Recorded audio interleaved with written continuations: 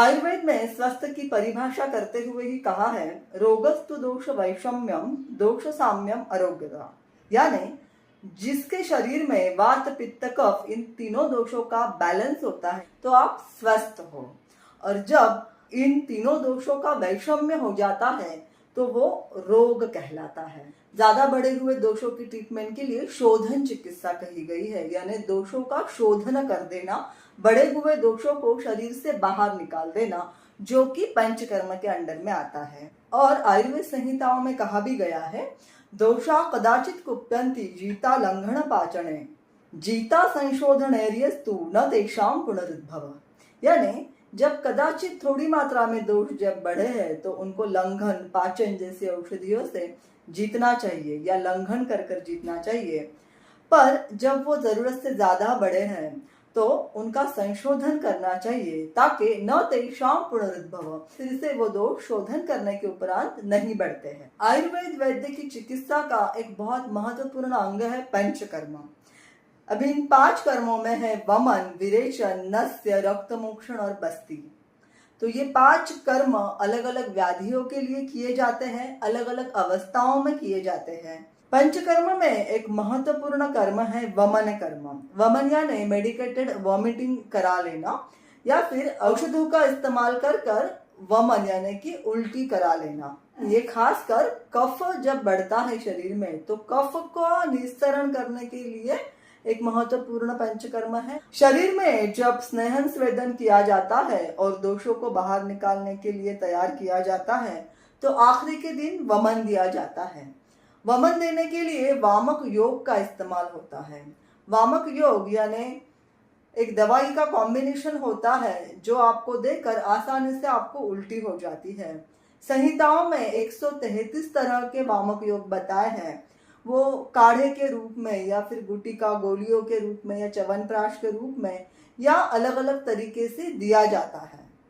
तो वो वामक योग का सेवन करने के बाद कुछ समय में पेशेंट को वमन खुद ब खुद ही वमन यानी कि उल्टियां शुरू होती है, और जो दोष हमने इकट्ठा कर रखे हैं वो सब दोष वमन में कफ के साथ बाहर निकल जाते हैं। अभी किन किन अवस्थाओं में वमन लिया जाना चाहिए वो हम देखेंगे। वमन किन लोगों ने लेना चाहिए, इसके लिए आयुर्वेद कहता है, ऊर्ध्व जत्रुगत जितने भी रोग हैं, ऊर्ध्व जत्रुगत यानी जो हमारा क्लैविकल बोन रहता है, इसके ऊपर जो भी अवयव है, उन अवयव में जो भी रोग होते हैं उन रोगों में वमन चिकित्सा बहुत ही महत्वपूर्ण है।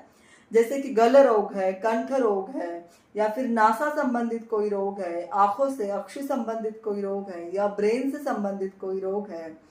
साथ ही कफ के कारण यानी कि जो हमारे नाभि के ऊपर जो स्थान है वो कफ का स्थान है, तो नाभि से ऊर्ध्व भी जितनी बीमारियां हैं उनमें खासकर वमन दिया जाता है। जैसे कि कास श्वास है, पीनस है, फुफ्फुस संबंधित काफी रोग है।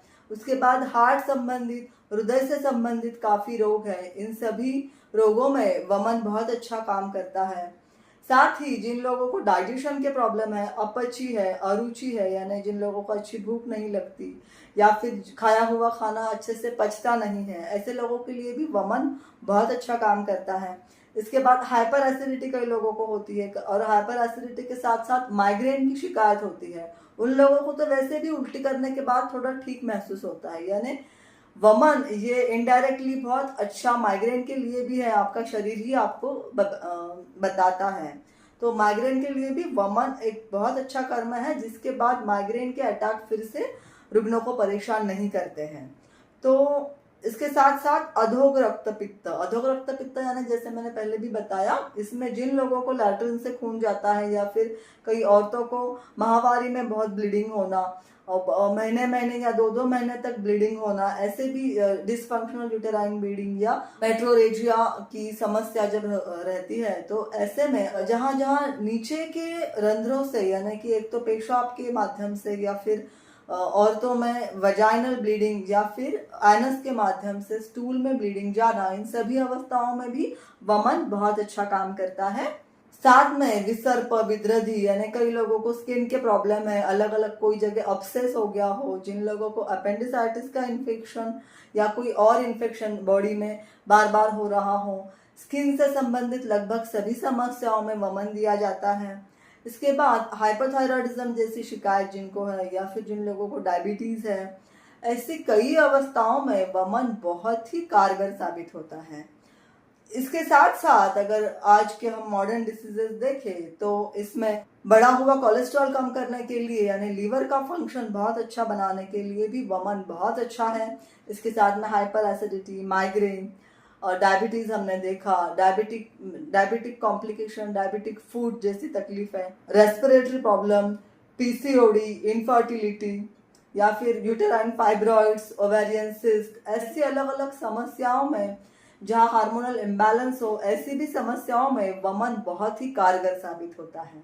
वमन जैसे पंचकर्म देने के बाद व्याधि में बहुत जल्दी यानी कुछ ही दिनों में बहुत ड्रास्टिक चेंज हमको रुग्ण के स्वास्थ्य में दिखता है। अभी वमन कर्म के पश्चात दोष शुद्धि का अभ्यास करके यानी कितने प्रमाण में दोष बाहर निकले हैं वो देखकर एक संसर्जन कर्म किया जाता है। संसर्जन कर्म यानी कि खाने के कुछ नियम होते हैं। वमन के बाद आपको थोड़ा हल्का खाना खाना होता है, जो वैद्य आपको बताते हैं कि आपको किस तरह का 1 से 2 दिन या कभी कभी 5 से 7 दिन आपका डाइट वमन के बाद किस तरह से होना चाहिए, ये संसर्जन इसके लिए आयुर्वेद में कहा गया है। वमन का पश्चात कर्म है धूमपान, यानी कि वमन होने के बाद औषधि सिद्ध धुएं का पान कराया जाता है ताकि जो भी गंदगी हमने हमारे रेस्पिरेटरी ट्रैक्ट या फिर इसोफेगल ट्रैक्ट से बाहर निकाली है उसका कोई और इन्फेक्शन हमारे मुंह में या यहाँ ना हो। जो भी छोटे मोटे दोष वहाँ भी अगर लिप्त है तो धुआं जो है मेडिकेटेड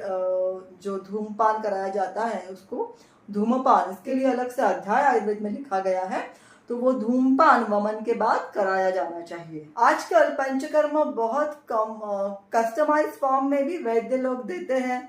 कई लोग, अगर आप वैद्य का सही गाइडेंस आपको मिल रहा है तो आपकी बिजी लाइफ में भी आप किस तरह से पंचकर्म कर सकते हो, एक दिन का कोई पंचकर्म में से कर्म कर सकते हो, ये कोई अच्छा निपुण वैद्य आपका परीक्षण कर कर जरूर इसमें आपकी सहायता करेगा। तो इस छोटे से पंचकर्म के एक दिन के कर्म से भी बहुत ड्रास्टिक चेंज आपके हेल्थ एस्पेक्ट में आ सकता है। तो दोषों की समस्थिति बनी रहे, इसीलिए अलग अलग ऋतुओं में कहे गए पंचकर्म आप भी जरूर करिए। ये एक तरह की बॉडी सर्विसिंग है जो हर किसी ने करनी चाहिए, और कम से कम अगर आप व्याधिग्रस्त हो तो आपने पहले करनी ही चाहिए। इसके अलावा जो कुछ कर्म आपने देखे या सुने होंगे जैसे कि शिरोधारा है, नेत्र तर्पण है, जानु बस्ती है या फिर कटी बस्ती है, ऐसे जो अलग अलग कर्म पंचकर्म सेंटर पे किए जाते हैं वो उपकर्म है, यानी कि पंचकर्म की उपकल्पनाएं हैं। उनको भी हम कभी कोई वीडियो में देखेंगे। आज के लिए इतना ही। आयुर्वेद से संबंधित और शास्त्र आधारित ऐसी ही जानकारी पाने के लिए बने रहिए हमारे चैनल पे। बहुत बहुत धन्यवाद।